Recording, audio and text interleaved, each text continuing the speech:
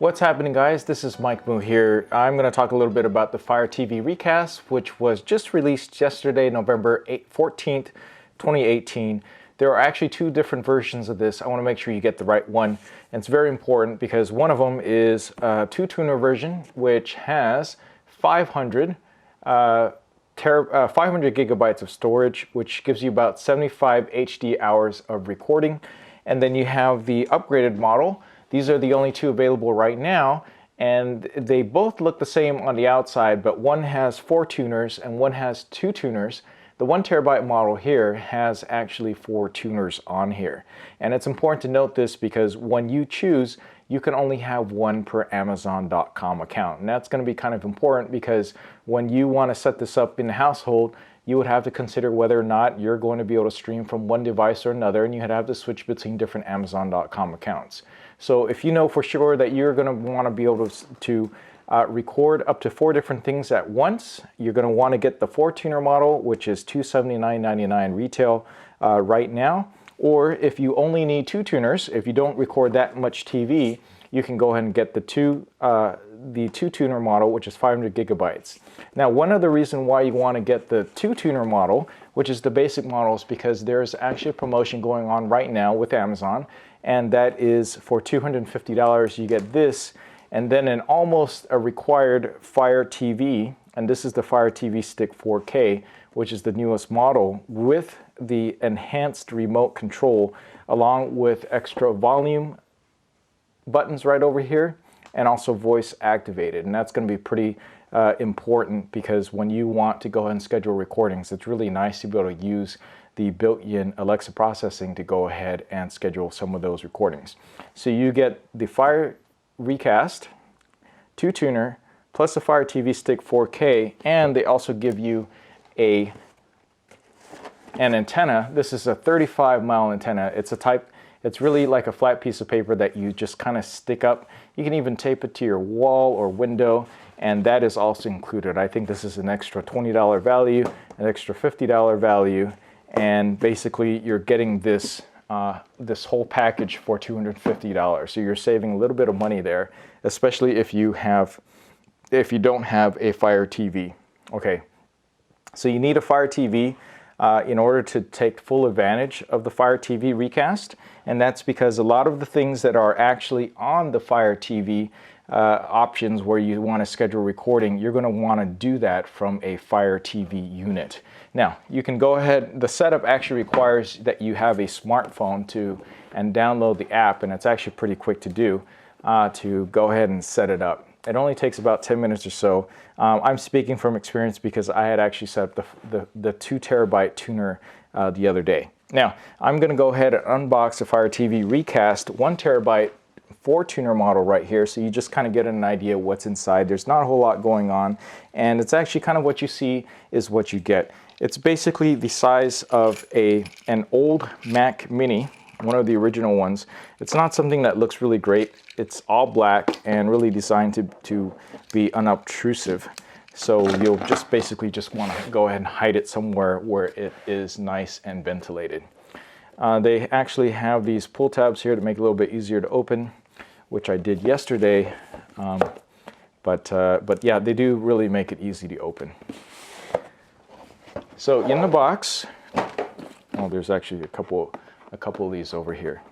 Now, what's also important to note is that right now during the holidays, Amazon actually has a holiday return policy where you actually get to have extended returns all the way until February, I believe. I'll double check that. I'll put the updated details down below. So if you do want to give this a shot and you're not sure whether or not you're going to get one model or another, you don't really have to worry about it because you have all the way until sometime next year to go ahead and process in returns for anything that doesn't work out for you. Okay, now at the top of the lid is actually just a little bit of cushioning. Now, these do run on rotational hard drives that are super quiet. I believe they're of the 2.5 millimeter notebook type variety because of how smaller they are and energy efficient. So it's just the box. It's fairly lightweight, and again, there's physically no difference that you can tell from the outside between the 4-tuner 1 terabyte model and the 2-tuner 500 gigabyte model. In the back, there are only a couple of ports, and one is to attach. There's actually at the very bottom here a reset, little reset pin there, so in case you do need to reset the unit. I haven't had to. It's got the power jack right over there. It's got an Ethernet port, and while you don't need to use it, obviously it's much better if you do have a connection that is physically connected. I just personally use Wi-Fi. You might really be dictated where your antenna comes in and out. Of course, you got the standard antenna here. And of course, if you're not going to get the 2-tuner package, you can always buy your own antenna. We have one here mounted on the roof, and we are able to get a substantial amount of channels. This is just the power button. There's one button on here, and then a USB port. Now the USB port right now is only used for power in case you have a powered antenna. In the future though, Amazon says that they are planning on expanding the storage capabilities. So if you need more storage in the future, they're hoping to be able to provide you with some sort of accessory or means to use the USB power port here. You activate this USB plug here in order to add external storage. But as of launch date, that is not actually out yet. So there's some ventilation holes. And thankfully, pleasantly, and a ventilation mat here. Pleasantly, it is super quiet. I'm usually really bothered by larger rotational spinning hard drives because they seem to make a lot of noise. These, of course, have been optimized for recording and playback, not necessarily random access, and of course, they're really quiet. Instruction manual is very simple. It is basically just telling you to download the app and go ahead and how to set it up through the app. It's pretty straightforward. Keep in mind, at this point in time, it is only one Recast per Amazon.com account, all right? And then you got a standard light on, and this is this is just a 50-watt power supply. It looks like it is putting out, putting out 12 volts at 4.16 amps or 50 watts maximum. I haven't actually measured this myself yet to see how much power this thing actually pulls, but it should be just fine. And a standard 8-jack, kind of 8 style type of power plug that goes on in here. All right, next I will go ahead and show you some of the menu systems. Now it's important to note that this, of course, does not have HDMI, so this is purely a DVR box that was designed to work with their FireTV units. So if you're familiar with a FireTV interface, it's just exactly that, with the addition of a DVR function and with the addition of scheduling recordings.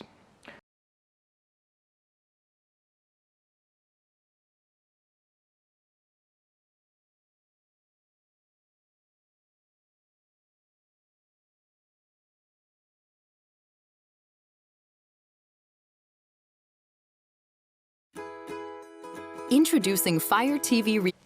Okay, so now I am showing you the FireTV screen. This is one of my FireTV screens. This is an actual 4K model, not the newest one, but this is great because this is actually compatible with all FireTV. So if you even have a Generation 1, this is not going to cause any problems for you whatsoever. Remember, all the recording and stuff is all handled by the FireTV Recast.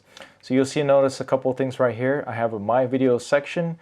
It integrates with all the other channels that I might subscribe to, including the advertising and my video library for stuff that I have actually purchased, as well as somewhere along in here it might have, and you can of course completely customize this somehow. It will also have my recordings, but if I wanted to just access my DVR, you see there's a new thing at the top and there's a DVR, and I had set up a couple of things to go ahead and do some test recording. As you can see down here, we have Judge Judy recording right now. I've had a couple of things that I did a test recording on, and actually I'm going to lower the volume on here so that you don't actually hear too much of this. So I did a couple of recordings on here, and it was really easy. Okay. Down here I have a whole channel guide. I actually have a lot of channels that this was able to pick up through my antenna up there in the roof. I think 166 total. It's ridiculous how much I was able to pick up using this. So the tuner quality is definitely good enough. These are all the scheduled recordings based on what I chose to have it record during the testing. So as you can see, this is a timeline of what's going to be recorded today, tomorrow, the next day, etc. And you can schedule these things up to about 2 weeks in advance. And then you can also set the priority of the recordings, especially since you may only have the option to record only 2 channels at once, or up to 4 if you get the other model. Okay, so there are only a couple of DVR settings here. Channel management, which allows me to go ahead and decide which ones are going to be my favorite and which ones I'm going to go ahead and just not access. So 161 channels, I might at most record maybe 4 or 5 of them. Live TV sources, I can change and manage where my where and how my antenna gets set up. In case I move my recast somewhere else, I'll have it rescan again. And of course, as you can see right now, it only supports US right now, but I'm pretty sure they're going to have plans to expand elsewhere. I mean, obviously Canada is going to be something that's going to be a little bit more easier for them to do. Of course, you can also do parental controls for accessing, for doing the DVR stuff. Okay. All right, so that was pretty straightforward, pretty easy. Channel guide is kind of basic. I kind of wish that there was some sort of algorithm where it was kind of like TiVo. You can give thumbs up, thumbs down, so you can figure out what it is that you like and help give you recommendations. There's none of that going on right now. However, what was really awesome is that I scheduled everything using this remote, which you can't see right now, but using just the FireTV remote, just by pressing the button and telling it what to do. So, for instance, do a little testing here. I'll just press the microphone button on the FireTV remote and just talk to it and tell it what to do. Schedule a recording for Live with Jimmy Fallon. Your recording for The Tonight Show starring Jimmy Fallon is set. You see how easy that was? I just basically pressed the button and told it what to do and what to record. And it just like that, it's already set up. It's so easy to do. This easily beats what we used to have to do with VCR and setting all these times up. And another thing, of course, is the recordings. You can go ahead and adjust when they start, when they end. For instance, you need to go overtime if you're watching certain sports channels or anything like that. So for instance, if I was going to go choose the options, so my scheduled recordings, let's say for no matter what, I want to make sure I don't miss the Big Bang Theory. I have an options button down there, you can see, and I can just choose recording options, and these are the options you can do. You can have it start recording on time, stop recording on time, or add a few minutes here or there. You can, whether or not you want to keep all the recordings and make sure they're protected, or you can do the settings where, well, no, not really. I'm going to at most keep, let's say, 15, 20 episodes. At most, I'm going to keep 20 episodes, and it will then delete any of the ones that are over or exceeding 20 episodes.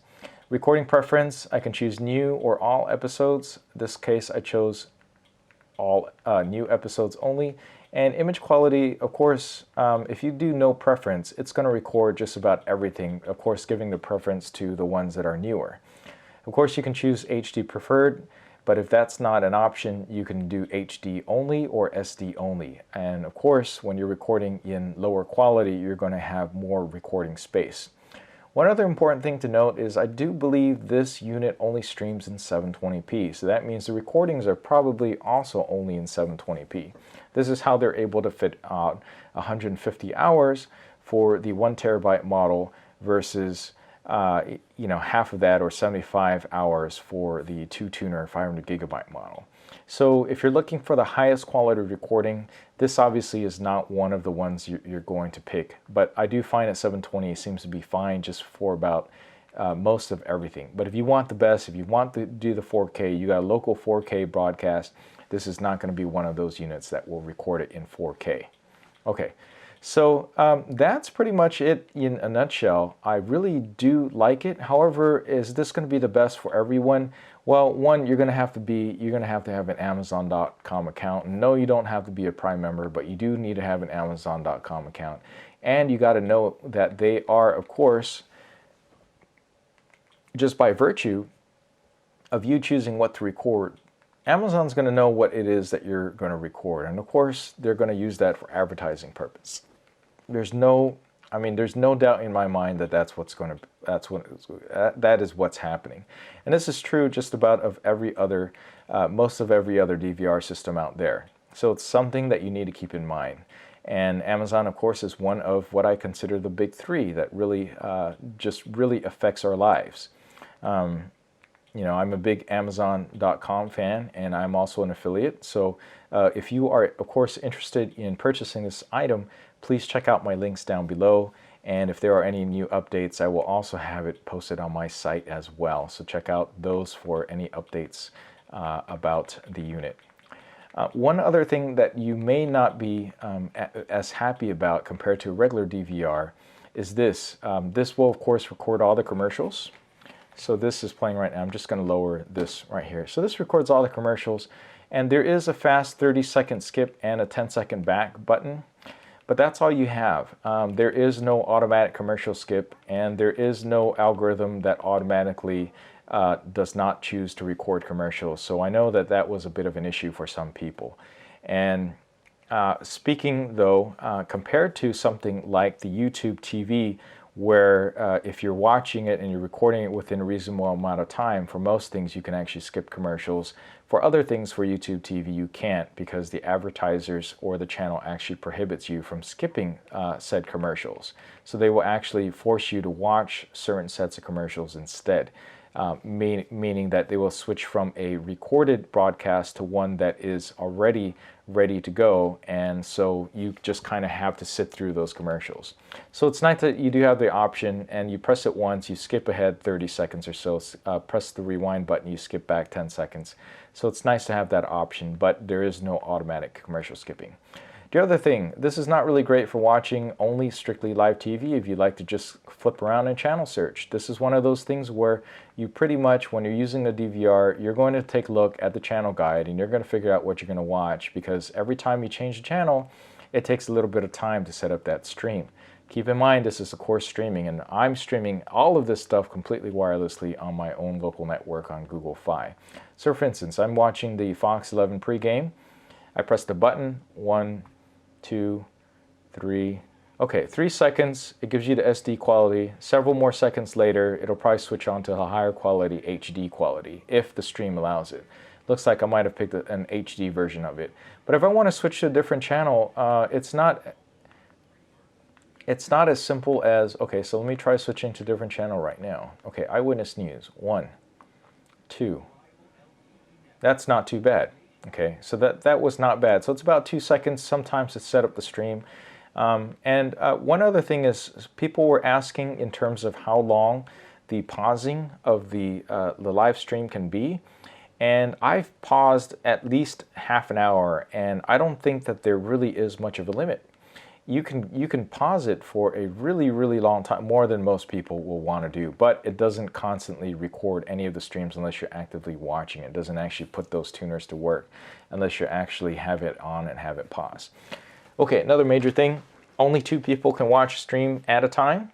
Okay, so if you are watching live and you are watching recording, that uses up 2 of the streams. So this works out fine if you are just a 2-person household. However, you got kids watching, you got your wife watching, you got your husband watching, you got your significant other, then really this is not going to work for you. The DVR has that limitation. So at most you're going to have is 2 right now. And I really don't know when exactly they are going to be able to expand that, or if they're going to be expanding that. It's all about quality control. They want to control how good the quality of the stream is while keeping the quality, keeping the level of hardware that is required for all this streaming to take place to be on the lower end and not so costly like some other DVRs at $500.